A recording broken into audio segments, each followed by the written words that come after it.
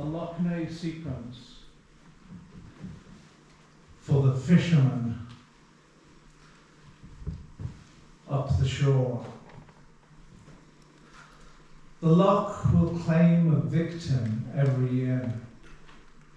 It has virtue that hardens wood to stone.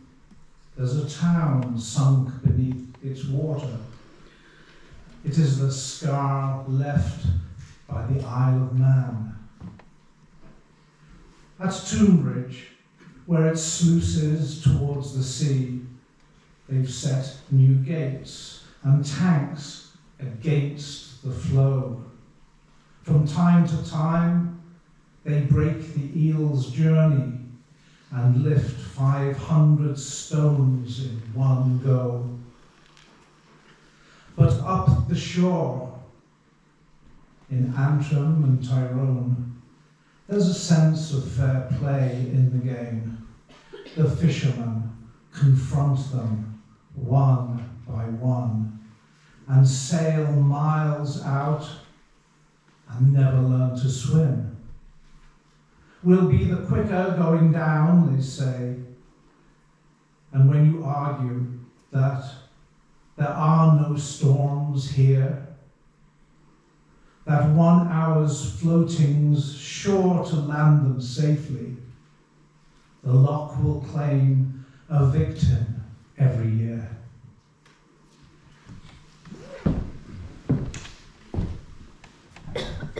Thank you, Les. So just to let everyone know that we are recording this meeting tonight, so both audio and visual. So before the meeting begins, we're going to read out the terms of reference. The purpose and role of this group: to unify and represent as many stakeholders within the Loch Ness catchment in order to improve and streamline communication channels to and from government departments, in order to find the best and fairest resolutions to the ongoing environmental issues within the entire catchment area. The group was established in August 2023 by a number of concerned stakeholders in Loch Ness, including but not exclusive to commercial, agricultural, aquatic leisure, country sports, community groups and health and wellbeing groups. The aims and responsibility of the groups are to protect the law from any ongoing environmental issues that it has faced in the past, is currently facing and may face in the future, to unite and represent as many stakeholders across the catchment and promote fair and diplomatic communication between government departments, landowners and stakeholders, to ask the questions and tackle issues in a fair and unbiased manner, i.e. not weighted towards the interests and agendas of any particular group, to work with all stakeholders diplomatically and fairly to find the best resolutions for all parties for the benefit of Loch Ness. Membership. Membership is free and open to all stakeholders within the Loch Ness catchment. There are no restrictions to the number of stakeholder groups that wish to be represented. Stakeholder groups can be formally represented by sending a headed letter of acknowledgement and acceptance of the terms signed by at least two of the management committee, chair, secretary and treasurer of each constituted group. Digital signatures can also be accepted. Membership of groups can be added or retracted on receipt of a headed letter of acknowledgement as per point 3. Membership may be reconsidered and reviewed should individuals be considered at risk to the aims and responsibilities of the group. Accountability. The group will report back to all members with updates where applicable and where appropriate to do so, and is not detrimental to the reputation and welfare of individuals or other groups. The information will be disseminated to management committees of stakeholder groups. The group will also report similar information in the public domain or on social media, whereby it is considered safe and appropriate to do so and is not detrimental to the reputation and welfare of individual groups or others. Any verbal or written communication will come from nominated spokespersons from the group. These will be named from the outset, and this is to detract from individuals taking a solitary, opinionated or inflammatory approach which does not represent the views or opinions of the group. Any individual or representative will not represent the group's views or opinions unless they have become a member of the group and been nominated as a spokesperson. The group will internally nominate and elect roles and responsibilities at least at these meetings, and these will be formalised within the minutes. The review. The group will review the relevance and value of its work and the terms of reference at every meeting. Additions may be made at these meetings and communicated and invested with stakeholders. Sorry about The working methods. The group will adopt a diplomatic and informative approach to tackling issues. A solitary, opinionated or inflammatory approach is not encouraged and will not be adopted. Communication will be utilised to its maximum efficiency and reviewed, should that be by email, WhatsApp groups, messenger groups, etc., in order to disseminate information. Dialogue with government departments will be formalised via email. Subgroups may be convened at the discretion of the main Save Loughnane group. Additional volunteering requirements will be disseminated to its members. Meetings. Meetings will be held at the discretion of the management body of the group. Frequency will be determined by the management body of the group and may depend on availability or changing circumstances. Meeting to have a registration, an agenda and minutes. So our agenda for tonight, folks, we have 4 main speakers. First of which is Mary O'Hagan here to my left from Save Our Shores. We then will have Peter Harper from Loughnane Partnership, Gary Houston from the Ulster Angling Federation, and Gareth Greer from NIEA. So we're going to start off with Mary. Thank you.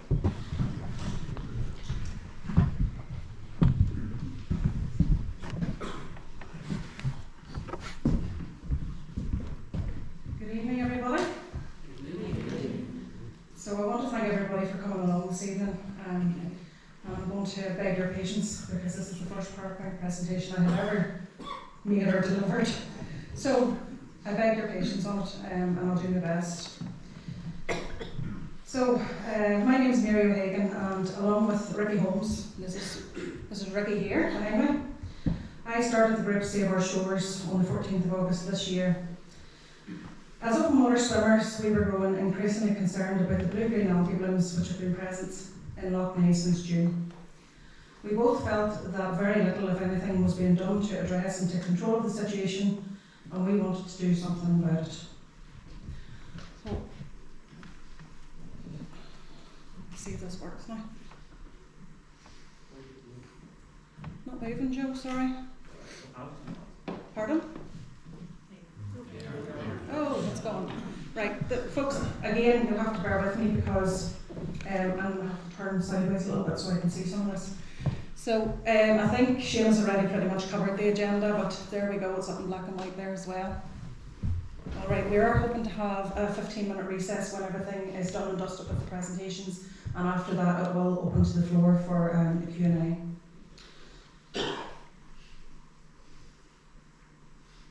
Okay, so this is our mission statement. And again, I'll try and turn this round. Very unprofessional of me, but I didn't realise I wasn't supposed to read out the slides. My son told me that when I got here this evening. So Save Our Shores aims to unify and represent as many stakeholders as possible within the Loughnane catchment area in an effort to improve and streamline communication channels to and from government departments. The aim of this being to find the best and fairest resolutions to the ongoing environmental issues within the catchment. That might be better, actually. Oh, are we going too far, are we? So, straight into it, what is blue-green algae? And I'm sure nearly everybody here is sick listening to blue-green algae, but we felt we needed to go back to basics with this. So blue-green algae is not an algae at all. It's rather a type of a bacteria called cyanobacteria, which is commonly found in our lakes and rivers.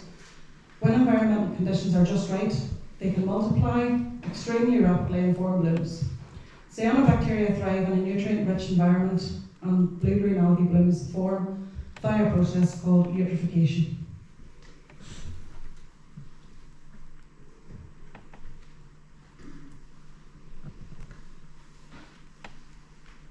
I'm clicking, but nothing's happening. Right. And it's going too far. So this is a little video which tells you about, no it's not. This is a video slide. Joe, have I anything to do here? Just hit. Click. That's right. Someone turn that name next to it to see the screen. Oh, can you turn down the lights up here, Joe?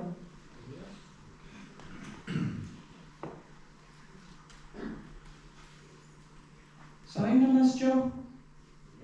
There are several things to grow. Most of us know that they need things like nutrients as well. Things like nitrogen and phosphorus. Usually, plants will get all their required nutrients from the soil through their roots, but when the soil is bad or there's been a lot of erosion or leaching, farmers or even just people trying to make their lawns green will put down something called fertilizer. What makes fertilizer so fertile is that it's been enriched with these nutrients that the plants need, again, mostly fixed nitrogen and phosphorus. But plants aren't the best at soaking up every last nutrient in the soil, and it's also hard to gauge just how much fertilizer a field needs, as soil quality can vary drastically over short distances. To be safe, farmers will usually apply excess fertilizer to a given plot of land. Better safe than sorry, you know? But instead of staying in the soil for years, most of the excess nutrients will be carried away by the rain or other forms of irrigation. These nutrients mix with the water and find their way into bodies of water like ponds, lakes, reservoirs, and even the ocean sometimes. With all these nutrients added, the algae, phytoplankton, and even plants in the water do the same thing the crops in the field do. They grow. Well, actually, they explode in numbers. This is called an algal bloom, and entire lakes can become covered in layers of plant growth like this.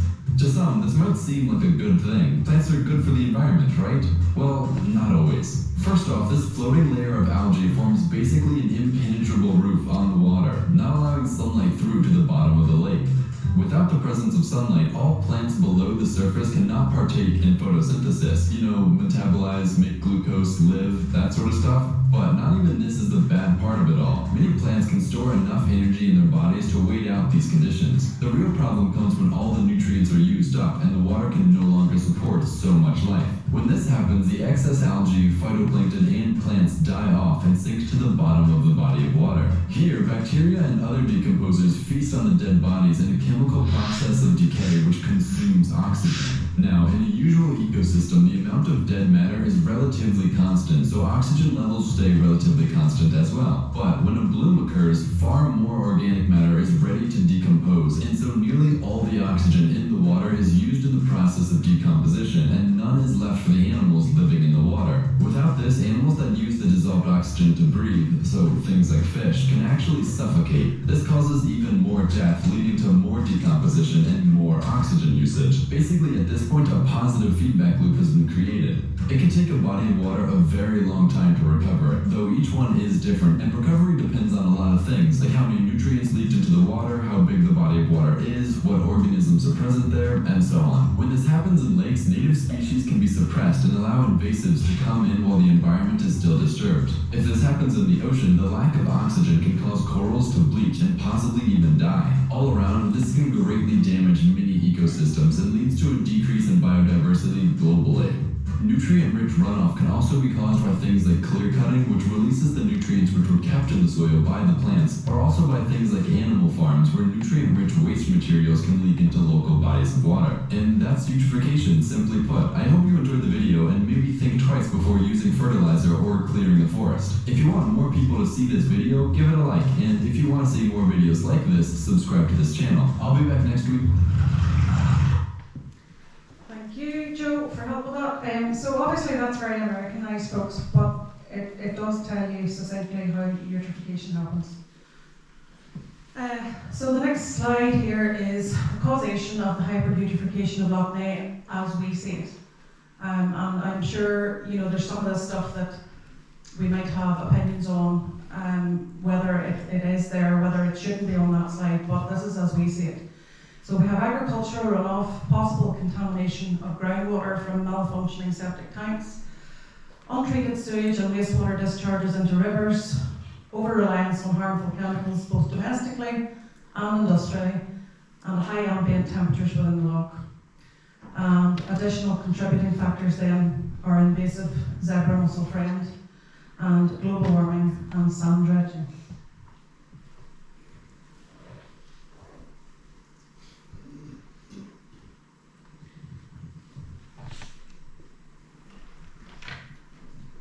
Moving on now to the effects of direct exposure to blue-green algae on humans. So for for minor to major illnesses, skin rashes, irritations, nausea and vomiting, fevers, headaches, and more long-term exposure or repeated exposures can result in kidney, liver and neurological damage. And especially with children, the elderly and immunosuppressed people, they are definitely more susceptible.